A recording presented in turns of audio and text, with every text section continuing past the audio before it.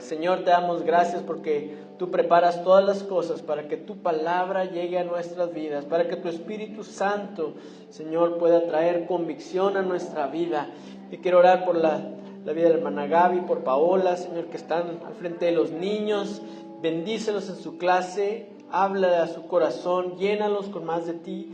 Señor, en esta hora también oramos que tu palabra se abra para nuestro corazón, que nuestro espíritu pueda recibir lo que tú estás hablando, que no sean mis ideas, que no sea, Señor, solamente mis argumentos, sino que pueda ser tu espíritu trayendo vida a través de tu palabra. En tu nombre precioso oramos y te damos gracias. Amén.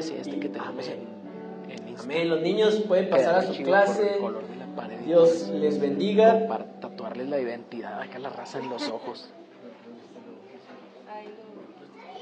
Sí. Amén. Y quisiera invitarlos, hermanos, a abrir nuestra Biblia en el libro de Mateo, capítulo 7, y vamos a leer desde el versículo 1 hasta el versículo 6. Amén. Si me acompaña ahí con su vista,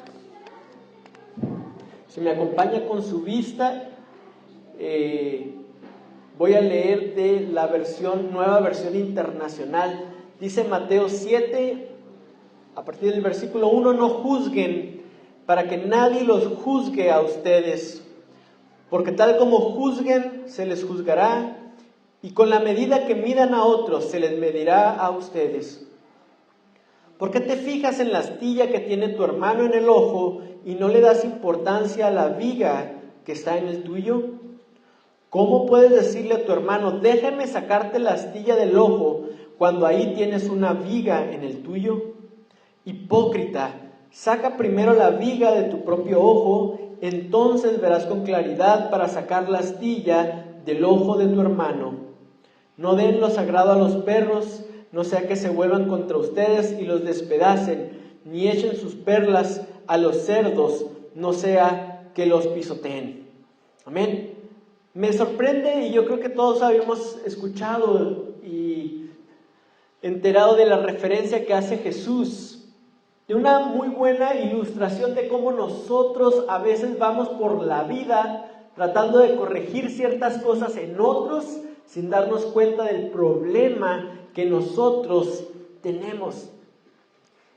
Y yo quiero que pongamos nuestra atención, hermanos, en el hecho que Jesús nos hace ver que estamos ciegos a un problema como el tamaño, dice, de una viga en nuestro ojo. Pero lo sorprendente es que eso no nos impide ver las astillas en los ojos de los demás. Eso no nos impide ver otros problemas. Y cuando uno compara el tamaño, ¿verdad?, de una viga, de un tablón, ahora que construyamos esta plataforma aquí con el Roger, y va uno a la maderería y trabaja, ve cómo están trabajando los tablones y agarra uno y ni se imagina uno qué tan pesado puede estar. Pero cuando es buena madera, cuando es una madera de precio, incluso pesa todavía más. Y esa comparación de una pequeña astilla, ¿verdad?, con un tablón enorme, por más ridícula que parece, Jesús la usa para ilustrarnos un punto muy importante, y es que nosotros somos ciegos a nuestros problemas, que sacamos como la medida, ¿no?, la proporción, nuestros problemas. No podemos verlos, somos ciegos para poder ayudar. Y dice, ¿cómo le vas a poder tú ayudar? ¿Cómo andas tú viendo de astillas? Imagínese, tener una astilla en el ojo es delicado, tratar de manipular allí. No sé si en esa época, si tuvieras una astilla, hubiera alguna pequeña herramienta, pero por lo general a veces con los dedos. Pero necesitas tener buena vista, necesitas tener buena luz incluso. Es un problema serio tener una astilla en el ojo. A nadie se lo recomiendo, ¿verdad? No sé si a ustedes les haya pasado alguna vez, pero es un problema serio. Pero no se compara con tener una viga en el ojo. Y entonces Jesús quiere poner nuestra atención en lo ciego que somos a nuestros propios problemas. Y entonces dice Jesús, antes de querer sacar astillas de ojos ajenos, tú necesitas ocuparte de una viga en tu propio ojo. Pero para poder ocuparte de la viga en tu propio ojo, primero necesitas ser consciente de que tienes una viga en tu ojo. Y esto parece algo muy sencillo, ¿no? Escuchamos esa frase que dice, el primer paso para resolver un problema es reconocerlo, es admitirlo. Gracias, Mirel. Es admitirlo. Y por más fácil que pudiera parecer, realmente nosotros tenemos un problema con eso. Y cuando nosotros vamos a la Biblia, déjeme decirle que en gran parte no vamos a encontrar solamente sabiduría y reglas acerca de cómo lidiar con una viga en el ojo. Encontramos historias de personas que tuvieron grandes problemas y ¿sabe qué? Eran ciegos a esos problemas. Y nosotros leyendo sus vidas, leyendo acerca de lo que Dios estaba haciendo con ellos, te das cuenta cómo Dios les fue mostrando esa viga. Porque pareciera que ya sabemos, identificamos que tenemos una viga, pero eso no es suficiente. No es suficiente. Hay una frase que dice, nadie se ha convencido de que es pecador porque se lo hayan dicho. Necesita poder ver su pecado. Y eso lo encontramos una y otra vez, hermanos, cómo Dios trata con la viga en nuestro ojo. ¿Cómo es que Dios va a hacer las cosas? Porque Jesús les dejó a esas personas que están escuchando, ¿verdad? Y a sus discípulos diciéndoles, tienen una viga en el ojo, sácala. ¿Podemos sacar la viga de nuestro ojo?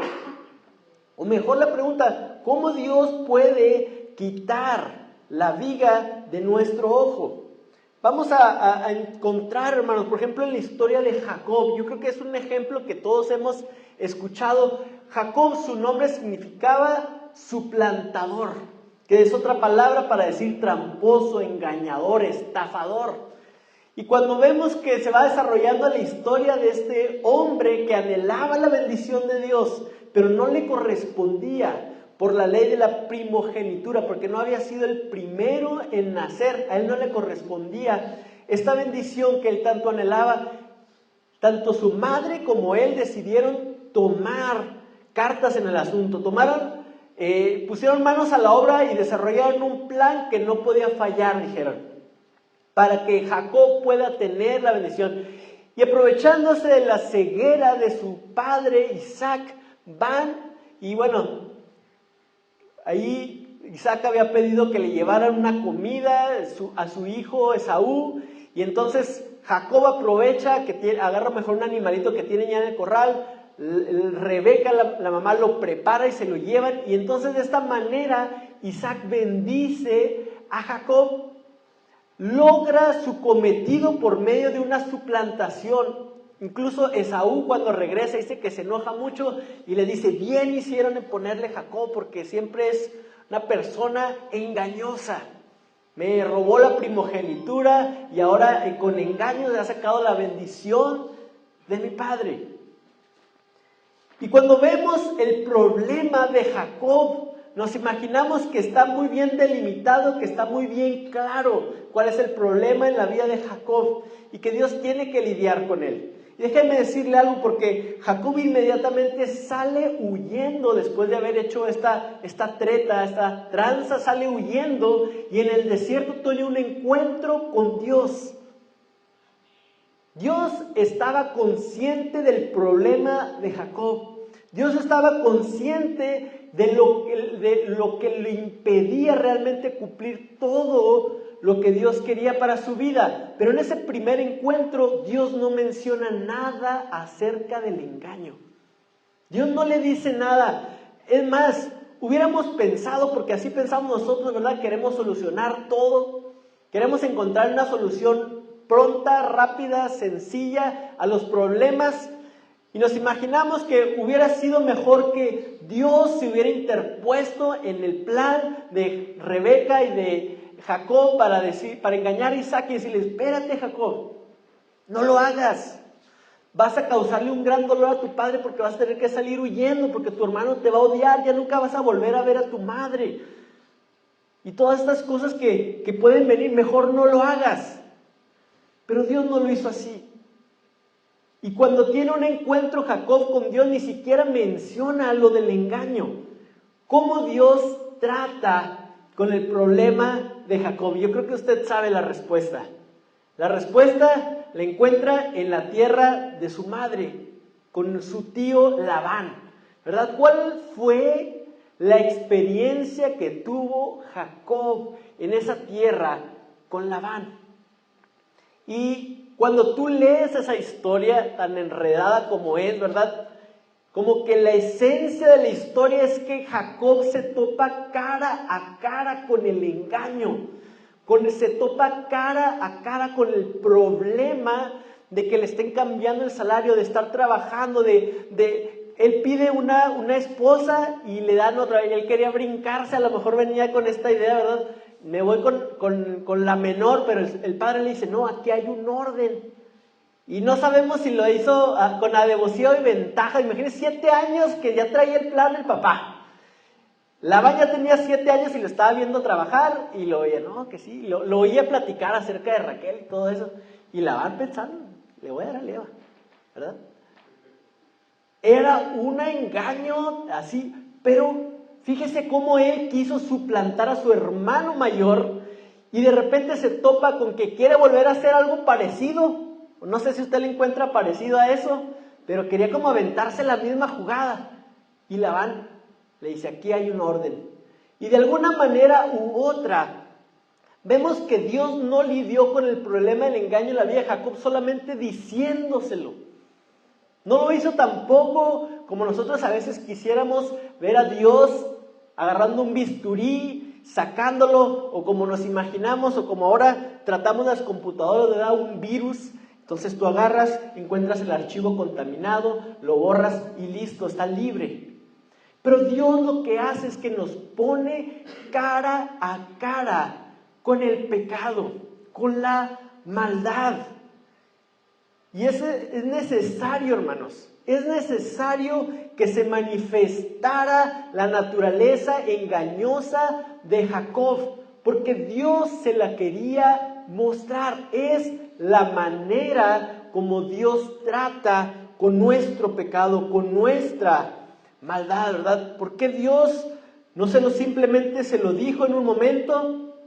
No lo sabemos. Pero lo llevó en la tierra con un suegro que le estuvo cambiando el salario, que le estuvo teniendo ahí trabajando gratis de alguna manera. Y dice que cuando Jacob finalmente huye de esa tierra, porque ya después de quién sabe cuántos años exactamente, sale huyendo ya con sus esposas, con sus hijos, con todo lo que Dios lo había bendecido, y Labán lo persigue y lo alcanza. Y bueno, ahí se ve que Dios le dice a Labán que no lo toque, que no le haga daño a Jacob. Pero en esa interacción es cuando Jacob finalmente explota, ¿verdad? Él finalmente le recrimina a Labán todo lo que había hecho y cómo él se había expuesto así. Yo fui justo contigo y tú fuiste el que me engañaste. Y yo creo que fue el momento que Dios estaba esperando en la vida de Jacob. Ese era el momento que Dios estaba anticipando y la razón por la que no se lo había dicho desde entonces. Entonces, hermanos, vemos que Dios está más interesado en mostrarnos el problema que tenemos, mostrarnos los ciegos que somos a nuestro propio pecado y nuestra propia maldad. Es necesario. Otra historia es el rey David. Cuando el rey David, ¿verdad? Dice que ya después de tiempo, ya asentado en su reino y un reino grande y poderoso, dice que había llegado el momento de la guerra y que David se decide quedar a disfrutar de su palacio, a disfrutar del tiempo libre, mientras se estaban peleando allá batallas Joab y tenía su ejército peleando, él estaba acá disfrutando y entonces aparece esta mujer Betsabé y David la ve y la toma, ¿verdad? El término bíblico para tener relaciones con ella. Y entonces cuando finalmente Betsabé le explica y le dice a David que está embarazada, empieza toda una trama David para encubrir su pecado. David, un hombre que había hecho tantas cosas por Dios. David, un hombre que se había enfrentado a gigantes, había sido perseguido por Saúl y siempre había mantenido su confianza en Dios. Un hombre a que desde el principio la gente lo había admirado, lo había querido. Pero había un problema en el corazón de David. Y Dios iba a tratar con él de una manera muy particular. Y cuando finalmente Urías, el esposo de Betsabé, llega, David quiere que, pues, se le ocurre, ¿no? Va a venir y va a ir a su casa a descansar y va a estar con su mujer. Y de ahí vamos a decir que es el papá, porque en ese entonces no había todavía pruebas de paternidad ni nada. Entonces dijo, pues aquí yo me zafo, me lavo las manos y listo. Pero se topa David con una integridad y una dignidad de este hombre Urías, que dice, no, yo no puedo ir a mi casa, yo no puedo ir a descansar, yo no puedo ir a estar con mi mujer cuando mis compañeros de batalla siguen allá, están peleando, cuando yo sé que ellos están en la noche agazapados, escondidos, peleando, yo no puedo irme. Fíjese, todo lo opuesto a lo que David había hecho. Urías le estaba dando como le conocemos, una cachetada de guante blanco a David, porque es justo lo que David no había querido hacer. Es justo lo que David se había brincado, esa dignidad, esa integridad de saber que su ejército estaba sufriendo allá afuera. Y él prefirió disfrutar de otra cosa. Y lo intenta una y otra vez. Y es tan triste el desenlace de esa historia. Es tan bajo, hermanos, lo que cae David. Ya de repente ya ni siquiera el pecado con Betsabé es lo más tremendo de esta historia. Lo más tremendo es que viendo a un hombre íntegro, un hombre de una dignidad intachable, un hombre que estaba dispuesto a lo que fuera por sus compañeros, ¿verdad? Cuando vemos, no sé cuántos han visto películas, series sobre generales de guerra, sobre personas que estaban dispuestos a dar su vida por su pelotón, por los soldados que tenía a su cargo. Y es inevitable admirar a estos tipos de hombres. Hay una serie muy buena, no sé cuántos la han llegado a ver de HBO, que se llama Hermanos de Sangre, y en esa historia, una historia verídica acerca de los primeros paracaidistas del ejército de Estados Unidos que invaden Europa. Y está la historia del comandante o el capitán Winters, Roger Winters. Y fue un hombre así, intachable, dispuesto a siempre ir al frente de sus hombres y dispuesto siempre a darlo todo por la gente que tenía a su cargo, y se crea una relación. Por eso se le conoce como hermanos de sangre. Y es genial esa historia, esa serie, porque empieza siempre los viejitos, las personas que fueron los personajes reales narrando la historia, y luego ya se va a la representación. Yo se le recomiendo también mucho, pero déjeme decirle, Urías Eteo era uno de estos hombres. Era uno de estos hombres que si hiciera una película acerca de esa guerra, sería el héroe de la batalla, sería la persona que estaba siempre al frente, la persona que era de los que decía, no dejamos a nadie atrás. Cuando decían, ustedes sigan, déjenme aquí. Y él decía, no dejamos a nadie. Y se lo echaba hacia el hombro y salía de la batalla. Y David da una orden terrible, dice, pónganlo al frente. Y cuando vaya reciendo la batalla, todos se quitan y lo dejan. Y es un desenlace tan terrible, hermanos. ¿Por qué Dios no lo detuvo? ¿Por qué Dios no impidió que llegara tan bajo un hombre del que se habla tanto en la Biblia? ¿Por qué Dios no le mostró lo que estaba a punto de hacer? Dios dejó que siguiera el curso, la historia. Y después mandó un profeta, Natán. Dice que llega Natán con David. David yo creo que ni se la sospechaba. Él ya estaba contento porque su pecado iba a quedar cubierto, ya no iba a haber problemas, ya no iba a hacer olas ahí en el barco, ¿verdad? Y llega Natán y le empieza a contar una historia. Es una historia bien sencilla, pero que causó el efecto deseado en el rey David. Le dice, había un hombre rico que tenía muchas ovejas, tenía todo lo que necesitaba. Y un hombre pobre, muy pobre, que lo único que tenía era una corderita. Una ovejita, pero esa ovejita no la tenía algo más para comérsela.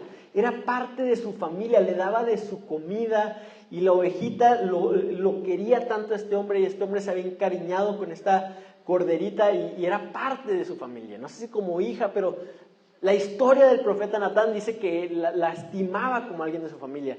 Y que cuando el hombre rico le llega una visita y dice, pues necesito sacrificar uno de mis ganados para darle comer a mi visita, se le hace fácil ir y robar la corderita del hombre pobre y prepararla y dársela a su invitado. Y cuando David escucha esto, David se enciende en ira, ¿verdad? Y dice David, ese hombre merece la muerte y aparte pagar 4 tantos lo que le robó al hombre pobre. Y de ahí viene esta frase tan conocida, porque Natán ve y señala a David y le dice, tú eres ese hombre, David. Tú eres ese hombre, Dios te dio todo. Y si eso no fuera suficiente, usted puede leer la historia de lo que le dice el profeta Natán. Te lo di todo, el pueblo de Israel, te di toda la herencia, la riqueza de mi pueblo. Y si a eso no fuera suficiente, aún te hubiera añadido más. Pero tú fuiste y quisiste tomar algo de alguien más, algo de una persona. Tú eres ese hombre. Hermanos, estamos nosotros ciegos a nuestro pecado. David tramando paso por paso toda esta historia tan macabra, ciego a su pecado. No fue sino hasta que el profeta le cuenta esta historia que David reconoce el tamaño, la dimensión de su pecado. Y nosotros, hermanos, no somos conscientes de la viga en nuestro ojo, pero sí somos muy buenos en andar viendo las astillas allá afuera. Uno de los argumentos más conocidos en contra de Dios de la gente que no cree en Dios, dicen, ¿cómo es posible que exista un Dios que se dice ser bueno, perfectamente bueno y todopoderoso, lo cual significa que no hay nada que Él no pueda hacer? Y si existe este Dios, exista tanta maldad y exista tanto sufrimiento.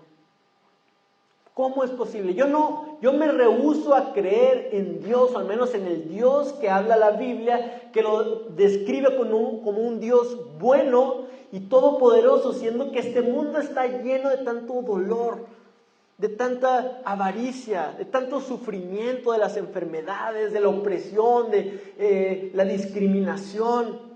¿Cómo puede ser que haya un Dios? ¿Verdad? Y cuando yo en mi corazón trato de entender esto, nos damos cuenta, hermanos, de que somos personas con una viga enorme en nuestra visión, tratando de arreglar astillas. Y el problema más serio es que ni siquiera puedes arreglar la astilla si no lidias, si no tratas primero con la viga en tus ojos, ¿verdad? Dios, hermanos, no decide solamente, pues es cuestión de desaparecer todas las vigas de los ojos y se soluciona el problema. Dios lo que va haciendo en nuestra vida con el paso de los años es mostrarnos. Y déjame decirte que no nomás para un ateo es fácil caer en esto. Muchas veces nosotros vamos por nuestra vida diciendo, Señor, pues sí, muy bonito todo lo que has dado en mi vida, todo muy padre, mira, te agradezco por esto, pero hay ciertas cosas en mi vida que no están funcionando, que yo creo que yo te podría ayudar a que funcionen mejor, ¿verdad? Pensamos nosotros, nos atrevemos a creer que nosotros podemos solucionar ciertas cosas de una mejor manera de lo que Dios podría hacerlo. Vamos por la vida encontrando astillas y diciéndole a Dios, Señor, yo creo que esta astilla, mira, la podemos sacar así y así y así. Y lo que el Señor nos dice es, no estás viendo el problema. Cuando nosotros le decimos, Señor, mira este problema, esta situación, cómo van las cosas en mi trabajo, en mi economía, en mi familia, en mis relaciones, eso, yo lo podría hacer. Si yo tuviera tu poder, lo haría así y así y así. Vamos siempre, ¿verdad?, tratando nosotros de solucionarle, de darle una ayudadita, pues, vamos a decirlo, darle una ayudadita a Dios, porque a lo mejor no lo está viendo claramente. A lo mejor esa astilla yo sí le puedo ayudar a cómo solucionarlo, cómo es la mejor manera de solucionarlo. Y a veces nos duele cuando el Señor no hace las cosas como nosotros queremos, porque nosotros estamos viendo una astilla que sería fácil quitar. Y le pedimos a Dios, Señor, quita esta astilla. Y el Señor no está interesado en que saquemos astillas, sino en que nos demos cuenta de la magnitud de nuestro problema. Inmediatamente después del pecado de David con Betsabé, ese bebé del cual quería encubrir David toda la situación, nace, pero nace con algún tipo de problema, la Biblia no especifica qué, pero está enfermo. Y David dice que se estaba enlutado, que no quería comer, no se quería levantar, estaba cubierto de polvo, como era la costumbre del luto en aquella época, pidiéndole a Dios que perdonara la vida del bebé. Y dice que los siervos de David, cuando finalmente el bebé muere, tenían miedo de decirle a David, porque pues si cuando estaba vivo y cuando estaba enfermo, el niño, el rey estaba así, imagínense cuando le digamos que ya murió, no, se nos va a poner bien loco, quién sabe qué va a hacer, corremos peligro. No sé qué se imaginaban estos hombres, pero lo sorprendió aún más lo que hizo David, porque lo que David hizo es que se levantó, se bañó, pidió comida y de alguna manera como que aceptó. Pero es, hermanos, entender que a veces nosotros estamos tirados en el suelo pidiéndole a Dios, pidiéndole algo, y Dios pareciera que no escucha esa oración. Y la respuesta no llega, al menos en el tiempo que queremos, al menos no llega en la forma como queremos, no la resuelve en la forma como nosotros quisiéramos que Dios lo resolviera. Pero hermanos, David entendía y sabía que el problema no era la vida de ese bebé, que Dios quería tratar con un problema en su corazón, con un problema que a lo mejor había estado escondido mucho tiempo, con un problema que parecía que no estaba presente debido a todos los triunfos y los logros de David, pero Dios está más interesado en que eso sea expuesto con un motivo. ¿Por qué? ¿Por qué Dios está tan interesado en que tú y yo seamos conscientes del tamaño de la viga de nuestro ojo? Hermanos, yo quiero invitarlos, imagínense que todas las cosas en su vida que no marchan como usted quiere. Y usted imagínese, usted póngale el nombre, usted traiga a su memoria la situaciones que están sucediendo ahorita en su vida, que no están marchando como usted quiere, que son parte de su lista de oración y a lo mejor ya tienen en esa lista bastante tiempo. Pero ¿qué tal si es la manera que tiene Dios de mostrarnos algo que hay en nuestro corazón? ¿Qué tal si es la forma como Dios quiere revelar algo que de otra manera no sería expuesto? Y cuando no es expuesto, no es tratado, no se puede solucionar hasta que no lo admites, hasta que no entiendes la gravedad de tu problema.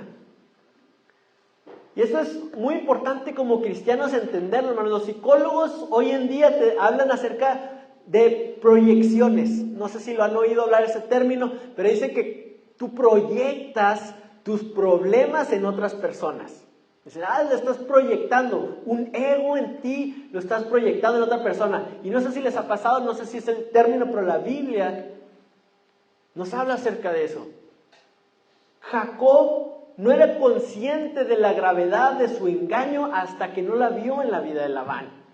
¿Verdad? David no entendió la gravedad de su pecado hasta que escuchó esa simple historia de parte del profeta Natán y que le dijo, tú eres ese hombre.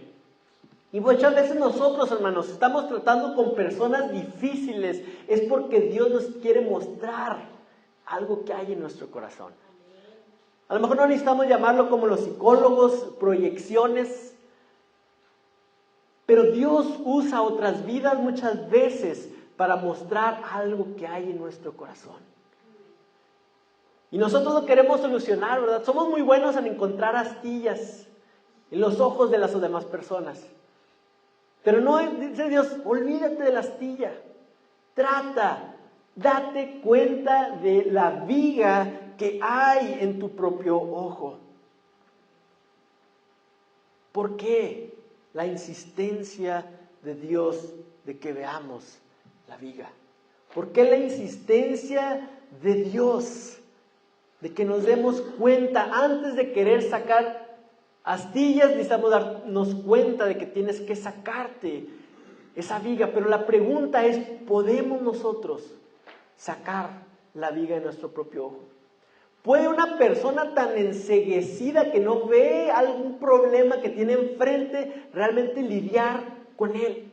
¿Puedes tú lidiar con un problema el cual no ves? No conoces su dimensión, no conoces qué tan profundo llega. Déjame decirte que ahí es donde empieza el Evangelio. El Evangelio no empieza porque de tal manera amó Dios al mundo. El Evangelio empieza demostrándonos el problema mayúsculo que tenemos todos y cada uno de nosotros. La primera parte, la primera convicción que el Espíritu Santo quiere traer a tu vida es de la viga en tu ojo. Porque si tú solamente te enteras del amor de Dios, no vale mucho si no entiendes lo que hay detrás, lo que significó para Él decidir amarte. Piensas que, pues me ama porque pues sí, soy buena persona, mira, yo ahí sirvo en una iglesia y hago esto, y en la música, o yo organizo estos eventos. Pues sí, pues Dios me ama. Pero Dios está interesado en que tú primero te des cuenta de la viga en tu propio ojo para que puedas valorar el amor. Porque Jesús, hermanos, dice que Él cargó su cruz. Él cargó una viga hasta el Calvario y fue clavado en ella. El Evangelio son las buenas nuevas que nos dicen esa viga enorme. Jesús la llevó para que nosotros tuviéramos solamente que lidiar con astillas. Cuando tú ves el sacrificio de Cristo Jesús y ves el tamaño de tu maldad, puedes entender que lo que te queda a ti son astillas. Solamente astillas, hermanos. Él cargó una enorme viga para que nosotros pudiéramos solamente que llevar una astilla. No podíamos nosotros lidiar con esa viga. No podíamos nosotros sacarla. Solamente el Señor. Y el Evangelio es entender que yo me libro de esta inclinación constante de querer encontrar problemas afuera, y el Evangelio apunta hacia adentro. El Evangelio apunta hacia algo que está obstruyendo, hacia algo que yo tengo bien clavado en mí, que incluso soy ciego a eso. Y cuando tú eres consciente de eso, eres liberado de andar tratando de resolucionar astillas allá afuera en otro lugar, y te das cuenta que Jesús puede tratar con la viga en tu ojo. Y aún hay más esperanza, hermanos. Aún hay más esperanza porque Dios incluso puede tomar esas astillas de nuestra vida y usarlas para su gloria. Vemos a Jacob que engañó y luchó gran parte de su vida, pero la bendición, hermanos, si tú lees más adelante te vas a dar cuenta que la bendición siempre fue para él. La bendición siempre fue para él. Jacob bendijo Isaac, bendijo a Jacob y luego batalló ahí, pero encontró y le dio unas bendiciones a Esaú. Y todavía una vez más, antes de que Jacob partiera, él le da la bendición más importante de Isaac, que es la bendición de Abraham. Esa nunca estuvo en juego. Jacob no la iba a perder, pero tuvo que desarrollarse esta historia. Dios quería mostrarle lo que había en su corazón. Algo que me sorprende también en la vida de David, en este capítulo tan triste en su historia, dice que, él pierde, se muere este bebé, y entonces va con Betsabé una vez más, y tiene relaciones con ella, y tiene un bebé. Y usted lo puede buscar ahí en el libro de 2 de Samuel, lo que Dios dijo acerca de ese bebé. Dice que Dios amó a ese bebé. Yo no lo entiendo. No podemos comprender cómo Dios obra, trabaja. Pero aún nuestros problemas, aún lo más triste, aún lo más doloroso de nuestra vida, lo puede usar para su honra y su gloria. Ese segundo bebé fue el rey Salomón y la niña que Dios usó para traer finalmente a Jesús aquí a la tierra. Jacob, una de las cosas más tristes, de verdad, él le causó a su padre el dolor de no verlo, de sentir que lo había perdido, y Jacob experimentó ese mismo dolor. Jacob con José, él pensó muchos años que José se lo había comido unas veces, no sé qué, y sufrió ese mismo dolor. Pero al final, él se encuentra de nuevo con su hijo, y no solamente lo encuentra, sino que se da cuenta que es este gran hombre, segundo al mando en uno de los países más grandes del mundo de esa época, y aparte el hombre encargado de salvar al mundo entero de la hambruna que había llegado. Creo yo que eso fue incluso, de una manera, si lo podemos ver desde una perspectiva, eso es más glorioso a que si siempre lo hubiera visto, a que si lo hubiera visto día con día y el camino en el que llevaba José. Fue una gloria mayor, porque solamente Dios puede tomar lo malo, puedes tomar lo peor en nosotros y convertirlo en algo bueno. Ese es el Evangelio. El Evangelio es que Él toma esa viga y nos deja solamente astillas, y aún de esas astillas Él puede hacer algo glorioso. Amén. Quiero invitarlos a que nos pongamos de pie.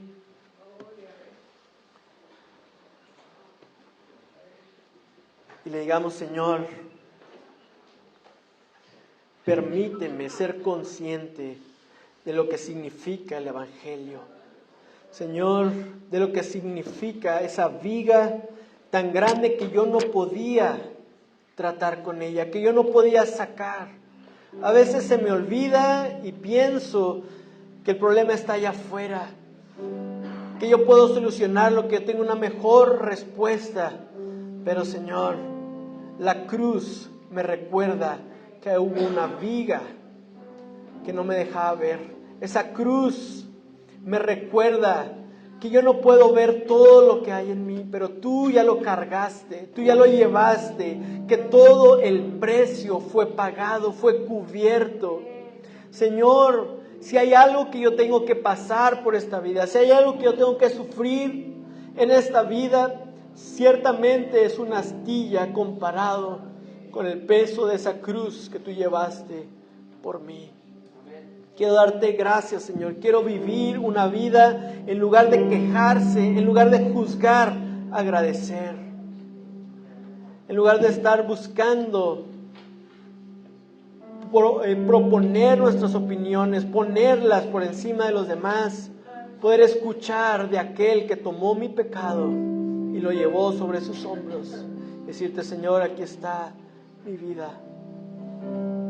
Aquí está mi corazón, oh Dios. Tú lo conoces incluso mejor que yo. Haz tu obra en mi vida. Lo recibo esa gracia de parte tuya. Quiero tomarlo para mí, oh Dios.